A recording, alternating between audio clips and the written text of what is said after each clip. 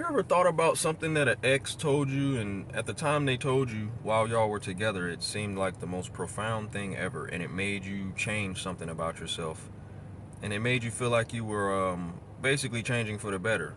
And this is what this blind love does to people. So I'm sitting here thinking about something that an ex of mine told me, and again, when she said it, it just seemed like the most profound thing ever.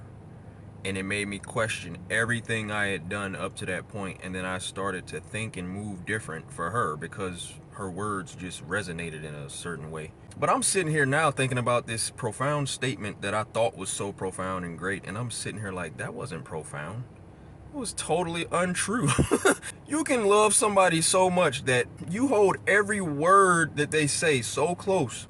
Everything that comes out of their mouth, everything they do just seems like gold to you. And this is what this blind love does. And I don't even know if I can call it love, because when you love somebody to that degree, to where you just hold on to everything that they say, that's a certain type of obsession. I can really say now that I wasn't in love, I was in obsession. I was really obsessed with this woman. Make sure you're loving from a pure place and not just blindly following a person because you want them to be something in your life. I guess sometimes you have to go through those relationships to get to where I'm at now, because never again, man. Learn your lessons and stop seeking this validation from people that you like. Start loving the people that really love you. I'm really starting to see a woman's soul, and I'm finding myself attracted to women that I would never pursue, like physically, but I'm seeing the beauty beneath all that.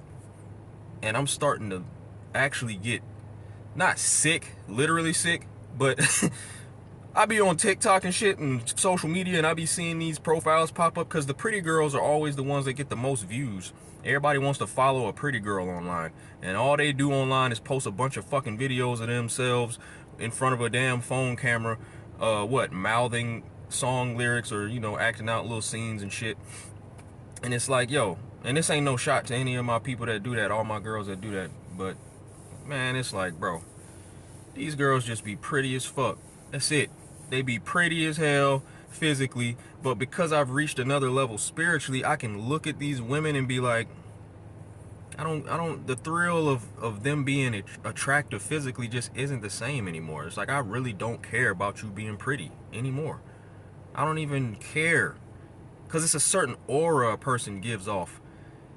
It's like I could just smell and feel the pretty privilege coming through the phone.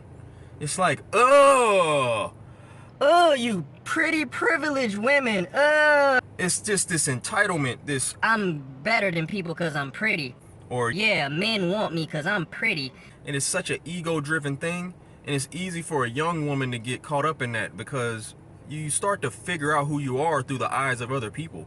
And it's like, oh, you pretty people, man, I'm over it, bro. And there's never going to be a time when pretty women are not desired. There's always going to be weak men who just want to chase a pretty woman and have a pretty woman.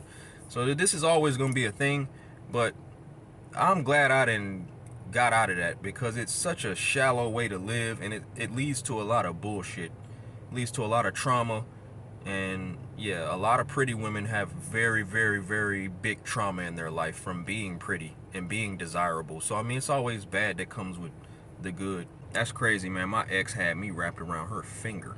But yeah, that ever happened to y'all? Like, y'all, you fucking be sitting here thinking about certain stuff that you were told, and like, bitch, no. I have a whole dialogue in my mind about what my ex told me, and I'm like breaking it down, and then I just talk through the truth with myself, and I'm like, wow, can't believe you said that, and I can't believe I believed you when you said that.